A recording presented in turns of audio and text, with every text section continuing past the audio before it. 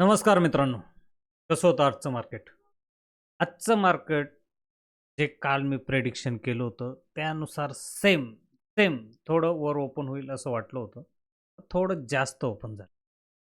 पण मार्केट वर जाणार नाही मी हे सांगितलं होतं. वरनं मार्केट सेल होईल. आणि तुम्ही या ठिकाणी पुट बायच्या ऐवजी कॉल सेल ही पोझिशन सगळ्यात बेटर होती. आणि आज स्टॅडल आणि स्ट्रँगल दोन्ही मारले असते तरी तुमच्या फायद्याचं होतं.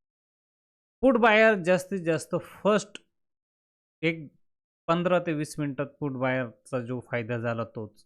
पण पुट बायमध्ये पेक्षा कॉल सेलमध्ये जास्त डिके होत होता आणि पुट बायमध्ये प्रीमियम वाढत नव्हतं. पुटचे पण एक 15 मिनिटाचा जो सेल ऑफ आला त्याच्यानंतर पुटमध्ये अजिबात प्रीमियम वाढताना दिसला नाही आणि पुटचं प्रीमियम पण खाली गेलं. मार्केटचं ट्रेंडिंग मार्केट झाल्यानंतर मार्केट साईडवेज होतं. मार्केटची एक सायकॉलॉजी राहते आणि ती हळूहळू तुमच्या लक्षात येईल, प्रेडिक्ट करता येते. तर आपण पाहिलं होतं त्याप्रमाणे मार्केट थोडं वर खुललं. निफ्टी वर खुलेल असं वाटलं होतं. बँक निफ्टी खुलेल याची मला गॅरंटी नव्हती, पण बँक निफ्टी पण वर खुलली. पण निफ्टीने वर खुलल्यानंतर हे लक्षात घ्या, इथून फर्स्ट सेल आला. इथंच पुट बायरचे काही पैसे बनले. ह्या सेलमध्ये पुट बायरचे जास्त पैसे निफ्टीमध्ये बनले असतील, बँक निफ्टीमध्ये तर नाही बनले. पण कॉल सेलरला सगळ्यात जास्त फायदा आहे. हे कालच मी सांगितलं होतं आणि तुम्ही पोझिशन कशी बनवायची हे पण मी सांगितलं होतं. ज्यांनी व्हिडिओ पाहिला नसेल त्यांनी पहा. एक दिवस अगोदर आपण प्रेडिक्ट करू. एकदम परफेक्ट प्रेडिक्शन करू शकतो की मार्केट याच ठिकाणी ओपन होईल. थोडं ऊपर थोडं खाली झालं तरी मार्केट पूर्णपणे कन्सॉलिडेशन करेल आणि आपला पूर्ण प्रीमियम डिके करण्याचा मार्केट प्रयत्न करेल असं मी सांगितलेलं होतं. मार्केटनी पूर्ण प्रीमियम डिके केलेलं आहे. पूर्ण साईडवेज आणि प्रीमियम डिके मार्केट होतं. कॉल ज्याने पण बाय केला असेल त्याने शेवटीला इथं बाय केला असेल तर ठीक आहे, पण ते स्काल्पिंग मोड होता फक्त छोटासा. याच्यामध्ये कॉल बायरला अजिबात पैसे मिळालेले नाहीत. कॉल सेलर कुठेही कॉल सेल केला तरी त्याला पैसे आज मिळाले. उद्या आपण निफ्टीला कशा प्रकारे ट्रेड केला पाहिजे याच्यावर मी सांगतो. पहा, FIIने मार्केट या ठिकाणी सस्टेन झाले कारण FIIने चांगली बाईंग केली होती 10,000 करोडची आणि DIIने 7,000 करोडची सेलिंग केली होती. मी तुम्हाला सांगितलं या दोघांमधला फरक कमीत कमी 3 ते 5,000 करोडच्या आसपासचा पाहिजे. तर त्याप्रमाणे हा डिफरंट होता आणि म्हणून मार्केट सस्टेन करू शकतो. परंतु FIIने बुलिश फ्युचरची पोझिशन बनवलेली. आजचा डाटा आल्यावर कळेल की पोझिशन बनवलेली. परंतु उद्या मार्केट गॅप अप होणार नाही, गॅप डाऊन होईल. गॅप अप झालं तर मार्केट खालीच येईल, लक्षात घ्या. गॅप अप झालं मार्केट खाली येईल. मार्केट गॅप डाऊन झालं तर मार्केट थोडं हा जो गॅप आहे हा फिल करण्याचा मार्केट पूर्ण प्रयत्न. हा गॅप जे मार्केट कमीत कमी 24,000च्या आसपास जाण्याचा प्रयत्न करेल. इथून 150 पॉईंट खाली कमीत कमी 150-200 पॉईंट. मार्केट जर ह्या रेंजमध्ये ओपन झालं तर मार्केट व्होलाटाईल होण्याची शक्यता आहे जास्त. मार्केटचा IV जास्त आहे आणि मार्केट एवढं वर आल्यानंतरही IV डिके झालेला नाही आहे. मार्केटचा IV जास्त असल्यामुळे मार्केट खाली जाईल याची शक्यता जास्त आहे. मार्केट पहिल्यांदा हा जो लो आहे 24,300 आणि ही जे बॉटम आली जर 24,150 हा जर तोडला आणि खाली सस्टेन व्हायला लागलं तर एकदम फास्ट 24,000पर्यंत मार्केट येऊ शकतं. इथं बाउन्स करेल आणि 24,50 पर्यंत 23,950च्या आसपास गेलं तर तुम्ही सेल पोझिशन बनवू नका.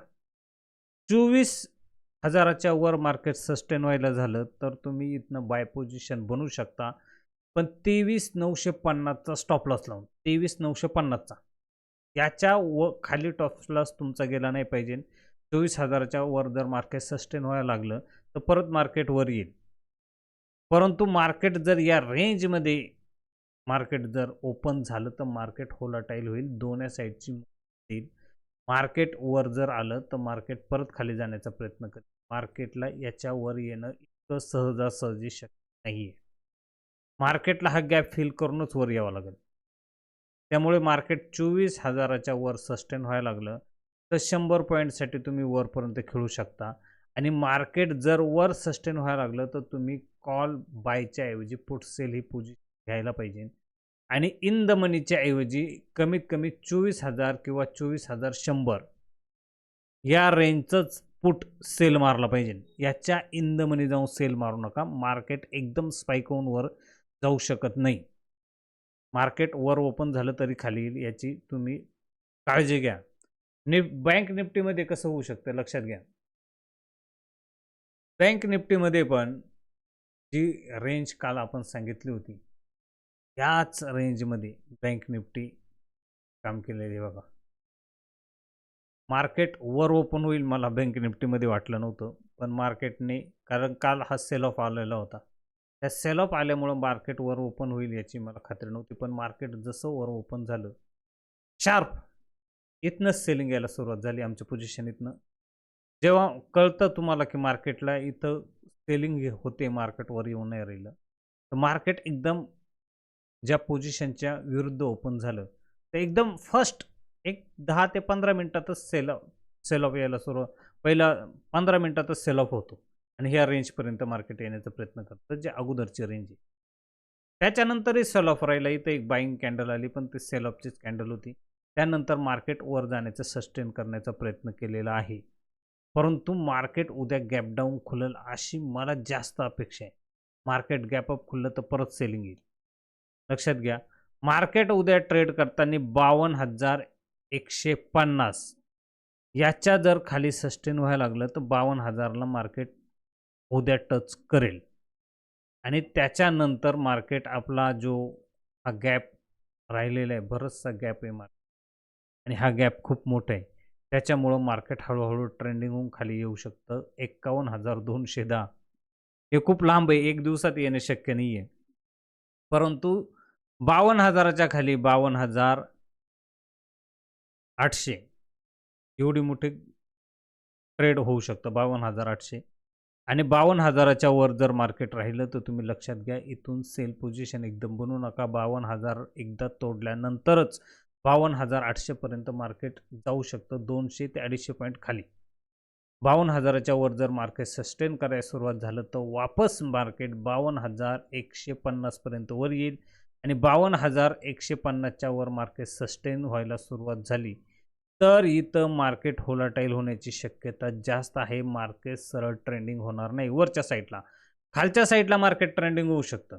मार्केट याच फळीमध्ये ओपन झाल्यावर मार्केट व्होलाटाईल होईल. त्यावेळेस तुम्हाला पोझिशन स्कॅल्पिंग मोडमध्ये घ्यावं लागेल, टपाटप काटावे लागतील, पोझिशनला स्टॉप लॉस फिक्स ठेवावं लागेल आणि टार्गेटही फिक्स ठेवावं लागेल. कारण कोणत्याही कॅन्डलचा 1 ते 2 कॅन्डल नंतर फॉलोअप येणार नाही, एकदम सेलिंग येईल. आणि 1-2 सेल आल्यानंतर परत फॉलोअप नाही येता वापस बाईंग होईल. त्यामुळे इथं मार्केट व्होलाटाईल होण्याची शक्यता जास्त आहे. आज मार्केटने व्यवस्थित ट्रेड केला आणि बिग मनी काय करते ते आज पाहावं लागेल. पण कालच्या बिग मनीनुसार हा मार्केट सस्टेन व्हायला पाहिजे. पण मार्केटला इथून वर जायला प्रत्येक पोझिशनला प्रॉब्लेम होणार आहे. प्रत्येक ठिकाणी याला सेलिंग येईल. मार्केटने जर 52,250च्या वर सस्टेन व्हायला सुरुवात केली तर 52,000 तिथून वर 100 आणि त्याच्यानंतर 52,500 पर्यंत मार्केट जाण्याचा प्रयत्न करेल. लक्षात घ्या, याच्या वर निघालं मार्केट तर मार्केटला कमीत कमी मोठा बूस्ट पाहिजे.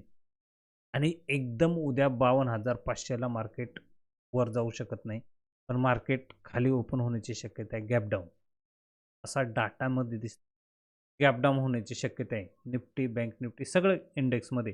फक्त HDFC बँक असं वाटतं की साईडवेज किंवा गॅप अप ओपन होऊ शकतं. HDFC बँकमध्ये पण वरनं सेलिंग आले, पण HDFC बँक सोडला तर अदर कोणत्याही ट्रेडमध्ये असं दिसत नाही. तुम्ही जर ऑप्शन चेनमध्ये जर पाहायला गेला तर ऑप्शन चेन त्याच प्रकारे इंडिकेट करते. लक्षात घ्या, ऑप्शन चेनमध्ये दोन्ही साईडला पुट आणि कॉल रायटर दोघांनी चांगल्या प्रकारे सेलिंग केलेले बँक निफ्टीमध्ये. हे बघा, इन द मनी जास्त करून कॉल रायटरमध्ये इन द मनी सेलिंग झालेली आणि त्याच प्रकारे पुट साईडला इन द मनी सेलिंग झालेली दिसत नाही. जे पुट रायटर थोडे घाबरलेले आहेत आणि पुट रायटरला आज प्रॉफिट चांगलं झालेलं आहे. चांगला पुट रायटरला प्रॉफिट झालेला आहे, पण त्यांनी पुट एकदा खाली आल्यावर ज्यांनी स्टॅडल किंवा स्ट्रँगल मारलं त्यांना. पण ज्यांनी पुट अगोदरच वरनं मारला तो लॉसमध्येच असेल. पुट बायरला आज पण जास्त काही फायदा नव्हता, हे लक्षात घ्या. त्याच्यानंतर जर आपण पाहिलं तर निफ्टीचं, हे बघा, निफ्टी जरा साईडवेज दिसते. निफ्टीला दोन्ही साईडना निफ्टीमध्ये पोझिशन बनलेल्या दिसतात, पण निफ्टी खाली येईल याची मला अपेक्षा जास्त आहे. कारण निफ्टीचा जो खालचा जो गॅप आहे तो थोडा आहे आणि तो लवकर भरण्याची शक्यता आहे. कारण बँक निफ्टीमध्ये 1000 पॉईंटचं एकदम डिफरंट आहे. तो एकदम भरल का नाही याच्यावर थोडी शंका आहे. हे बघा, निफ्टीमध्ये इन द मनीमध्ये 24,200 आणि 24,000पर्यंत